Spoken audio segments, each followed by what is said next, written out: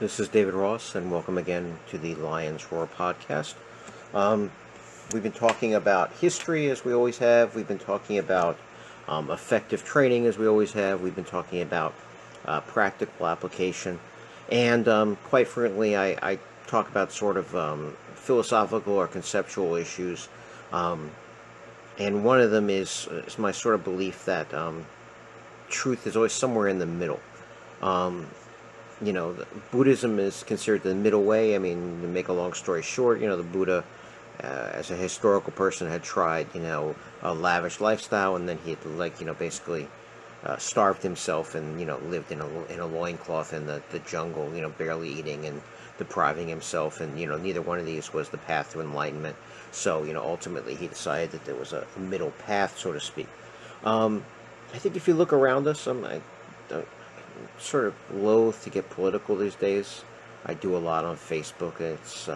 I always feel bad about doing it afterwards in the sense that I should just stay out of it. But um, some of it so affects me, I just feel the need to speak. And I think basically the problem is what I'm getting at, which is that um, the truth is always somewhere in the middle. And I've always said, like, the truth is not black and white, it's always gray.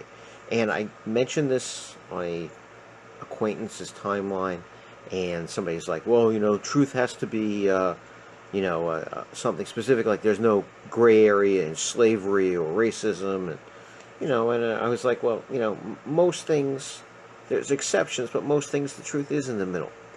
And, I mean, you can even get, we're so sensitive about things now. We could talk about slavery in ways that, maybe unexpectedly, um, you know, without necessarily saying, well, slavery is good, but we live in an age when it's very hard to talk about any of these things because people have such extremist views one way or the other. But sort of sticking to martial arts and staying away from politics, what I think I'll talk about is, like extremism. For example, on one side, there's the people that say, you know, Chinese martial arts is nonsense, the BS word, those guys couldn't fight. And, they have plenty of examples. They have the Chinese that went to Thailand and got beaten up really badly. The Chan Hak Fu, Wu Bong Yi thing, which was just sort of horrible that we talked about. Um, Xu Xiaodong, right now in China beating up these quote unquote masters. And that's one side. And then, of course, there's people that go, no, martial arts is deadly, and a real Shaolin monk would beat these guys up, blah, blah, blah, and chi blasts and everything. And the truth is obviously somewhere in the middle, and we talked about that. Um, if you're not careful, it's easy to lose your path in Chinese martial arts. Um, and there are plenty of people that... What I think is interesting is that the worst kind of fraud is when you defraud yourself. Unfortunately, though, I think it's inevitable. In other words, everybody knows my training brother talked a lot of nonsense, talked himself into a fight, and got the crap beaten out of him. And he had somebody that trained with Chan Tai San. Could have just said, well, I trained with him, I learned some stuff, and I'm doing my own thing now, I'm doing whatever I'm doing. It would have been fine. But he had to basically lie. I mean, not basically lie, a lot, about a lot of things. And it started becoming a problem, and he, talked so much that he believed his own lies. And when you believe your own lies, you're inevitably going to, walk into, metaphorically or physically, somebody's fist. He walked literally into somebody's fist a couple billion times.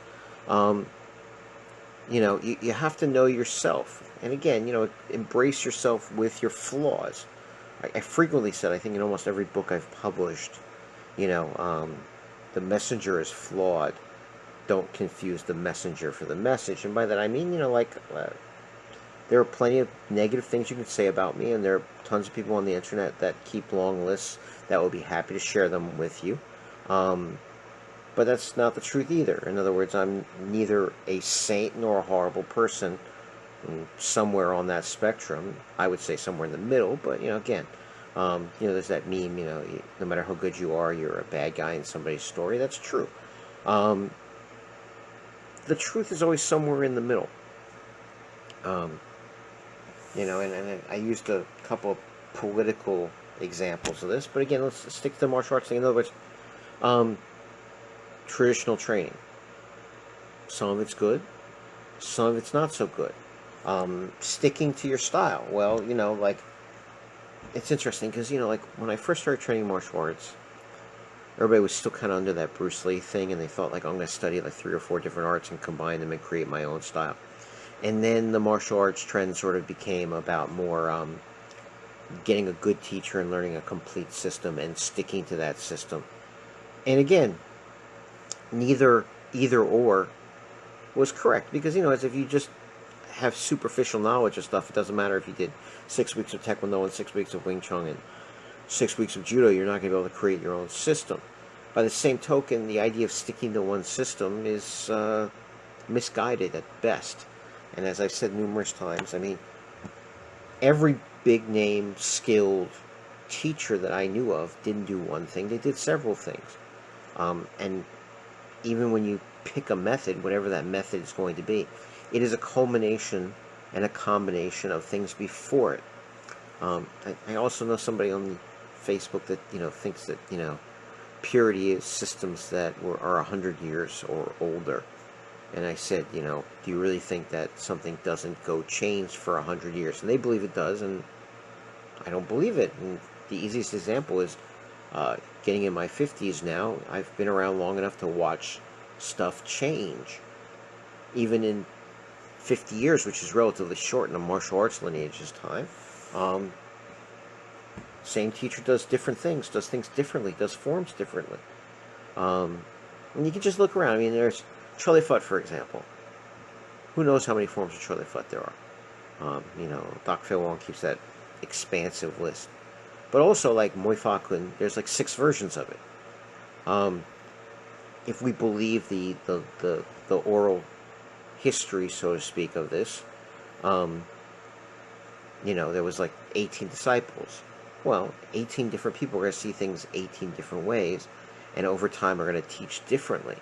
And if they have even 5 students, you can see how really quickly a system is going to be different. I tend to believe also traditional Chinese martial arts were not taught the way that people think of as martial arts, like there was a set curriculum and everybody got taught the same stuff. In Bagua, they said that Dong took people that only had training in other martial arts and took his Bagua concepts more than like Bagua's system, but more of like a conceptual framework, and applied it to the martial arts that they had done before. And so each one of them did Bagua differently, which is why there's different forms of Bagua. Xingyi, there's different styles of Xingyi. The Hong Yishong version, for example, the Tai Bird, Tai Xing, is so fundamentally different than everybody else's Tai Xing. Linear Bagua, there's variations in that. There's never just... Truth is always somewhere in between, which is always what I'm talking about. And again, training to fight. Well, I tell people, when we first were promoting Chan Tai San, we were trying to promote the fact that he was teaching authentic Kung Fu, and also that it was a complete system. At a time when a lot of people were still not getting access to complete systems. This sort of, like I said, the Jeet Kune Do, the Bruce Lee Jeet Kune Do influence, people mix systems. But one of the reasons they also mixed systems was that they saw the inherent holes in what they were learning. In other words, they learned a system that was long range, so they wanted to learn some short range, or they wanted to learn some wrestling, or they learned something that was all, grappling, like a jiu-jitsu system, and they wanted to learn some striking. Or they learned something shorthand, like, Wing Chun, and they wanted to learn something long, like kicking, like Taekwondo. And somebody pointed out that, in posts I had made in the 90s, I put these long lists of things up there. It's true, and now, when I'm where I am now, which is trying to create an education, a martial arts education, as opposed to training fighters, I've gone back sort of to expanding the system out. I said that if I just make little notes, in other words, for example, there's a Chinese character can be something like upwards of 400 different techniques. It's a concept, and so the actual practical applications of that. So I said that, like, if I really tried to write out everything that I know, it would be hundreds of pages, like 500, 600, 700 pages. I'm not even talking about with illustrations. I'm talking about just writing out every variation of everything. Because even this sort of thing where I just list the concepts, it's about 90-something pages, because I'm trying to organize my program. 90-something pages of, just sort of a broad outline is a lot of material. I never understand, but I've seen it. I understand it in one sense. A lot of martial arts schools, they have a curriculum to black belt, and everyone in the martial arts industry will tell you that a lot of people have trouble keeping people, because once they get that black belt, which was their goal, meaning they were starting to lose interest anyway, but they stuck around for the black belt. Once they got the black belt, then holding them on, retaining them, after that. And I saw it even with my Taekwondo teacher, who was a very skilled guy who knew a lot of stuff.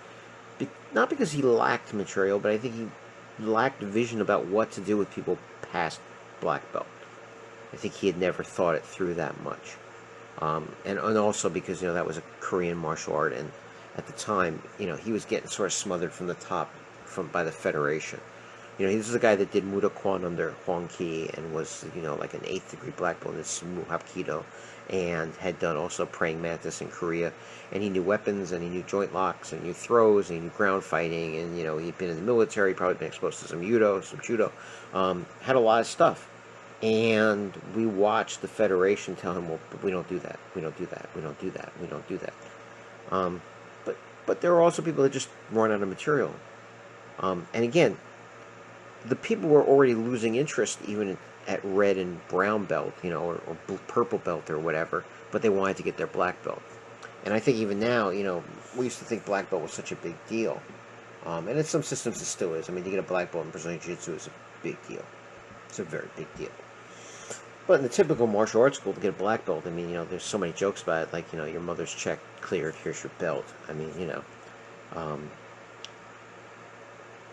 but I don't understand how people can run out of technique, because my worry is the opposite, that, I have so much to show. I mean, again, if you've realized that I've been filming stuff since 2004, so that's 16 years of filming stuff and publishing books, and you can see stuff on my YouTube channels, and the Teachable stuff has tons of stuff, and stuff I post on Facebook, and I'm still worried that it's stuff I'm just not getting to, and I'm not going to get out.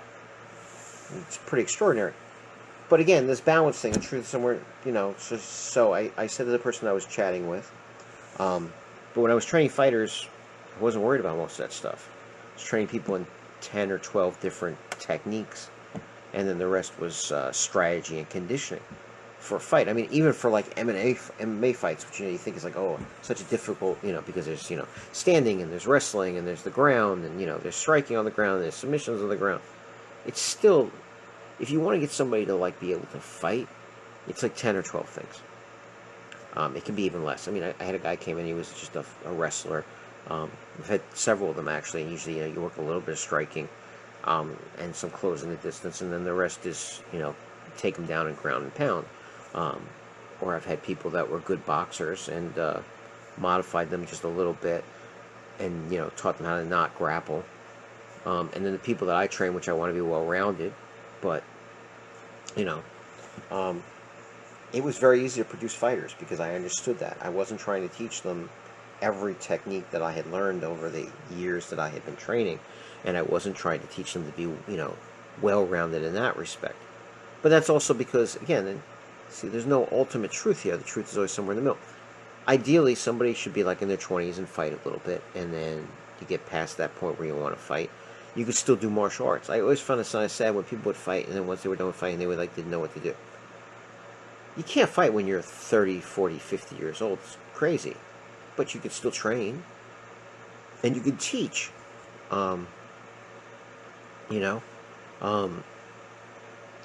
So focus the beginning of the stuff to get them to be relatively successful. Because, again, I've stressed that I was never really interested in being just titles and just wins. And it was easy to do because, I was a matchmaker. I could have easily just matched people to get wins. But that's not what my project was all about. It was about learning what worked and what didn't work, and challenging people to be better and to expand as martial artists. So sometimes, I mentioned this before in other podcasts, I would take very hard matches. Friends of mine in the Boston Sancho team said, we were always amazed some of the matches you took, because we didn't think you could win them. I didn't think we could win either, but I thought it would be a good way for people to grow, because you always learn more from fighting a better person than from fighting an inferior person. So do that, and then once you hang up your gloves, so to speak, then start doing the martial arts stuff. And I'm trying to do that with some of my people that fought for me and have gotten a little bit older, and I'm trying to show them that there's still stuff to do. There's tons of stuff to do. And again, the black and white thing, it's either about fighting or it's about health. It's either monks and meditating and doing spiritual stuff and thinking about the middle of their navel, or it's kill and be killed. No, you can do both. And as the older you get, the more interested you're going to naturally get on the health and maintenance and mobility stuff, because you're getting older and you're not beating people up as much, and so the truth is always a middle ground. I'd like to be able to pass on a system that can increase your fitness, increase your body awareness, give you some practical self-defense, and give you a well-rounded education about what martial arts is about. Even if you're not good at certain things. And again, when you train fighters, you know that. Some guys are good at side kicks, some guys are better punching, boxers. Some people like to wrestle, some people, are brawlers, some people are technical, some people are aggressive, some people are counter fighters. And that's okay. And in a martial arts education also. And again, remember, what you do for your own personal practice is different when you're an instructor. One of the reasons I accumulated so much material, for example, is that I'm going to have so many different students, and each student is going to, you're going to tailor the training to them. Again, like I said, like Chandai-san trained us. Didn't train us like all like cookie cutters, like a set program. I mean, you want everybody to sort of have basics, but beyond the basics, everybody's going to have their own flavor, and that's also why systems, separate and develop branches and other related lineages and stuff. I don't know how many people here know any more about Peter Urban. It's kind of a blast from the past, even a little before my area, but I'm sure if you Google him, you'll find him. Peter Urban was the pioneer in bringing Goju over to the United States. He was a very interesting guy, eccentric in some ways. I'm sure if you Google him, you'll find all kinds of different stuff from different perspectives. But he was very open-minded, and so what he did was he encouraged all these branches of Goju that came out of him, because he encouraged people to run with the material that he gave them and make it their own. And I always thought that was a good thing. Some people thought it was a little weird, and there's a Chinese American Goju, and Nisei Goju, and there's all these offshoots from his teachings. But it was because he was an intelligent guy that let people run with what they did. And I really think that's the mark of a good teacher. The truth is always somewhere in between. For example, another example of this. I'm just, I keep going back to the same idea, but what are you looking for in a school, teacher? I know a lot of people that want to go train with like the biggest champions in the world. Well, I mean, I don't want to bring him into it. He's a very nice guy. But I know somebody that was one of the best fighters ever in the world in what he did. And if I mention his name, you know instantly who he is. But has not produced a lot of good fighters, nor would I say has produced a lot of good students. Sometimes when people are naturals, they're not as good at teaching it. And some people get, well, you couldn't, if you didn't do any, if you weren't a fighter, you couldn't produce somebody. Well, Cus D'Amato never had a professional fight. There's a reason for that. I mean, he got injured and didn't do it, and he boxed as an amateur. He was obviously very, very smart, but for a guy that didn't have like this miraculous record and never got in the professional ring and won a world title, he trained, among others, Mike Tyson. Not just Mike Tyson. He trained, Floyd Patterson and a bunch of other very good, excellent boxers. Tyson in his prime being, arguably one of the top 3 or 4 boxers of all time. Dan Gable is the exception, not the rule. Dan Gable being, an excellent wrestler and an excellent coach. By the same token, though, I think when we look at martial arts teachers now, if if you don't have any experience whatsoever with fighting and with contact and with competition, you're kind of missing. In other words, I, I'm not, I was never a professional fighter. I was never a champion. I was never a great fighter, and I say that very openly, numerous times publicly. But I sparred plenty. I did some competition. I did the full contact taekwondo, when I was younger. I had some bare knuckle fights with the Chinese organizations that weren't really organized, the unorganized organizations. I've had a few scuffles in the street. But by the same token, some of the best fighters, like I said, are not good teachers. Shandai-san was killed people, literally. I mean, literally killed people. But he wasn't the most organized guy. People that are sort of somewhere in the middle were better. I mean, Kano was the same thing. He was trained as a school teacher. He was a very educated guy. He was a very gentlemanly guy. He was a very middle-class guy. Hung out with a lot of thugs and, rough guys doing jiu-jitsu when he was interested in it.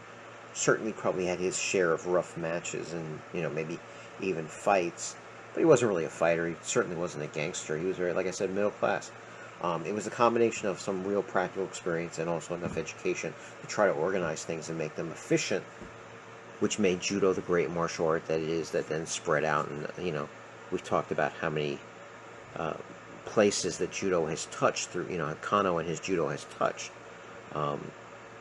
Sambo, Sancho, Brazilian Jiu-Jitsu, MMA in Japan, kickboxing in Japan, all these things, without Kano you wouldn't have all these things. They would be different. So, I always tell people, if you're looking for a good teacher, see how many good students they produce, not how many great fights they've had. There's several examples of that, and like I said, for every Dan Gable, I can give you a lot more examples of the opposite. It happens in professional sports too. A guy that was a great player but not a good coach, and guys that were not necessarily the greatest of players but are excellent coaches. So this is the middle ground thing, and it's very important to have perspective, and it's also important, I think, to have middle ground because it gives you an appreciation for other stuff. In other words, if you believe that Chinese martial arts is nonsense, well, you may never open your mind to someone that comes along with Chinese martial arts that's valuable. If you're that typical, Shaolin monks, chi blasts and blowing up chickens, and real kung fu is deadly and it's not supposed to be used in the street kind of thing, well, you're going to miss the whole world of all these other things that are not Chinese martial arts. And as I've pointed out time and time again, the real people in Chinese martial arts never did that. They loved getting knowledge from wherever they could get it, and frequently got knowledge that wasn't strictly Chinese martial arts, Western boxing and Japanese judo and other stuff.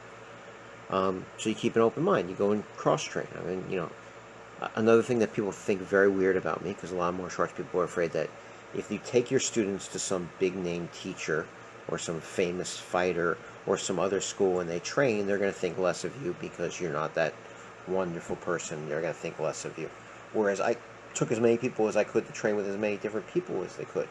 I must be doing something right because nobody ever came back from those seminars feeling that I hadn't taught them well. In fact, most people felt that it reinforced the value of what I had shown them, but it also made them feel good that I was helping them in their martial arts career, expanding themselves and learning more.